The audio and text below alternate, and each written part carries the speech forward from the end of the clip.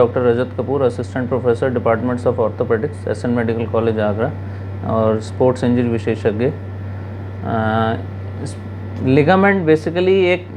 धागा नुमा चीज़ है जो बेसिकली हमारे घुटनों के अंदर होता है। इसी प्रकार के जैसे 4 धागे होते हैं हमारे घुटने में, जो एक सिंपल भाषा में अगर समझा जाए तो जैसे सबसे पहला धागा जैसे ACL होता है जिसको हम एंटीरियर क्रूशिएट लिगामेंट कहते हैं, एक PCL होता है पोस्टीरियर क्रूशिएट लिगामेंट, एक मीडियल कोलैटरल लिगामेंट होता है जो अंदर की तरफ होता है और एक बाहर की तरफ होता है लेटरल कोलैटरल लिगामेंट। ये मोटी मोटी भाषा में 4 लिगामेंट होते हैं जो हमारे घुटने को एक स्टेबिलिटी प्रोवाइड करते हैं और हर लिगामेंट का अपना अलग अलग फंक्शन और काम होता है। जैसे धागा, जैसे आपने पूछा लिगामेंट क्या होता है, ये बेसिकली एक धागा होता है। अगर कोई भी एक धागा चोट से प्रभावित होता है, चोट से टियर हो जाता है, जैसे इंजरी होती है, कोई भी स्पोर्ट्स रिलेटेड इंजरी हुई, जैसे आपने पूछा कि स्पोर्ट्स रिलेटेड पर्सन को कोई भी इंजरी हुई तो उससे जैसे प्रभावित होता है उसका कैरियर जो है, तो जैसे लिगामेंट है, कोई ACL लिगामेंट है, सपोज़ वो इंजरी हुई उसको तो वो टूटा, तो वो धागा अपनी जगह से जैसे बीच से भी टूट सकता है या जहाँ वो जुड़ा हुआ है ऊपर वाली हड्डी में, नीचे वाली हड्डी में, वो वहाँ से भी प्रभावित हो सकता है। जैसे ही कोई भी लिगामेंट इंजरी होती है तो पेशेंट को वो चल तो लेगा, उसके बाद तुरंत इंजरी के थोड़ी देर बाद हो सकता है जब पेन वगैरह नॉर्मल हो जाए उसकी 1-2 दिन में तो वो चल लेगा वज़न डाल के, मगर जब वो नॉर्मल अपनी एक्टिविटी स्टार्ट करेगा, धीरे धीरे नॉर्मल रूटीन एक्टिविटी पे आएगा तो उसको एक तरीके के घुटने में एक ढीलापन महसूस होगा, लचक जिसको हम कहते हैं। जैसे हम उसको दौड़ने के लिए कहेंगे या कुछ स्टेयर्स चढ़ने उतरने के लिए कहेंगे या एक नॉर्मल एक्टिविटी जो एक पहले वो करता था वो करने के लिए कहेंगे, तो उसको एक लचकपन महसूस होगा इंजर्ड नी में।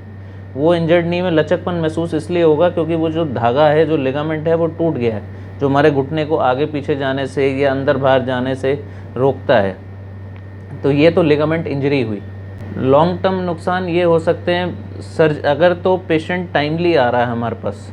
और उसकी टाइमली डायग्नोसिस हो रही है, जैसे सपोज़ इंजरी पेशेंट को कल हुई और विद इन अ वीक उसका डायग्नोसिस हो जाती है कि हाँ इसको ये लिगामेंट इंजरी है। क्योंकि मोस्टली क्या होता है यहाँ पे पेशेंट को जब इंजरी होती है तो सबसे पहले पेशेंट जो काम करता है वो है मसाज, वो सबसे ज़्यादा करता है। तुरंत चोट लगी, किसी ने उसको राय दी, उसने मसाज चालू कर दी, मगर मसाज से क्या होता है, जो डैमेज नहीं है वो और डैमेज होता है। फिर वो जाता है, थोड़े दिन बाद किसी पे एक्सरे होते हैं, एक्सरे में कभी भी धागे की लिगामेंट की चोट नहीं आती, डायग्नोस नहीं हो सकती, उसमें खाली हड्डी की चोट आती है, तो इसके लिए हमें MRI कराना पड़ता है। तो जैसा कि मैंने बताया डायग्नोसिस एक मेन चीज़ है। अगर उसकी डायग्नोसिस इनिशियली अच्छे टाइम पे बन गई, अर्ली लेवल पे बन गई डायग्नोसिस, तो उसका ट्रीटमेंट अगर उतना ही जल्दी हो गया तो उसका रिकवरी आउटकम जो है उतना ही अच्छा होगा। और यही अगर लेट डायग्नोसिस उसकी बनेगी, जैसे 3-4 महीने, 5 महीने, 6 महीने, जैसे मोस्टली पेशेंट हमारे पास रिपोर्ट करता है मिनिमम इतने महीने में, कोई कम ही पेशेंट है जो जल्दी रिपोर्ट कर जाते हैं। अगर पेशेंट लेट रिपोर्ट करता है तो उससे ये होता है कि जब तक कि उसकी घुटने के अंदर और डैमेजेस हो जाते हैं। जैसे कि क्या होता है, जैसे ही उसका 4 से 5 बारी जब लचका मारा घुटना, तो अंदर घुटने के वॉशर होते हैं या और आसपास के लिगामेंट होते हैं, तो वो प्रभावित होने का खतरा रहता है। सबसे पहले जैसे वॉशर जो पहली चोट में नहीं फटा होता,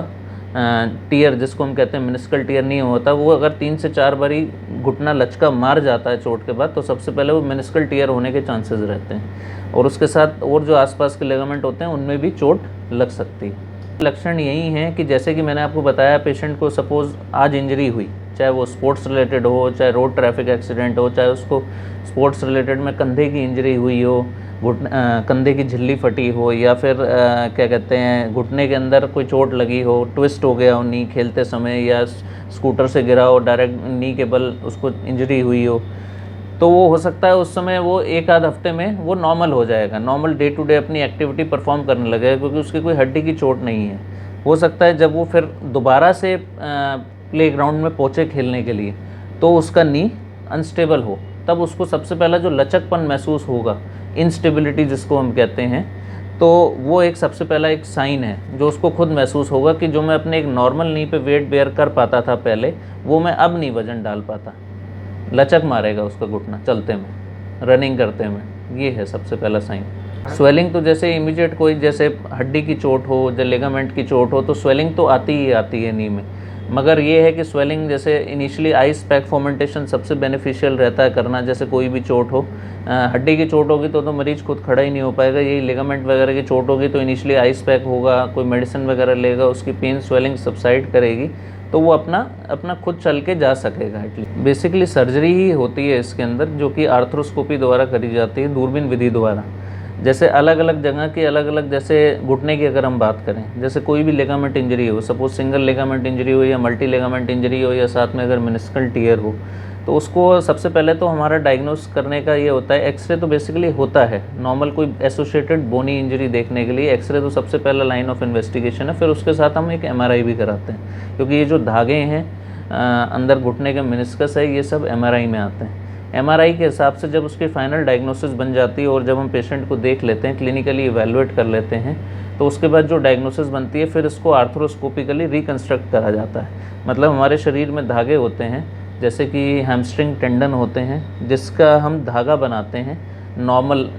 धागा, वो धागा बनाया जाता है और वो एक नया एसीएल दिया जाता है उससे पेशेंट को। जैसे सपोज़ एक एसीएल लिगामेंट टूटा है किसी का, तो हमारे शरीर में कुछ धागे होते हैं जिससे हम लिगामेंट नया बनाते हैं, जैसे कि हैमस्ट्रिंग टेंडन, ग्रेसिलिस, सेमी टेंडनोसिस। आजकल जैसे पेरिनियस लॉन्गस ग्राफ्ट है, एक धागा होता है हमारे टखने के पास नीचे, तो उसको लेते हैं, उसका धागा काफ़ी मोटा होता है और उसको भी इस्तेमाल करते हैं ये एसीएल लिगामेंट बनाने में।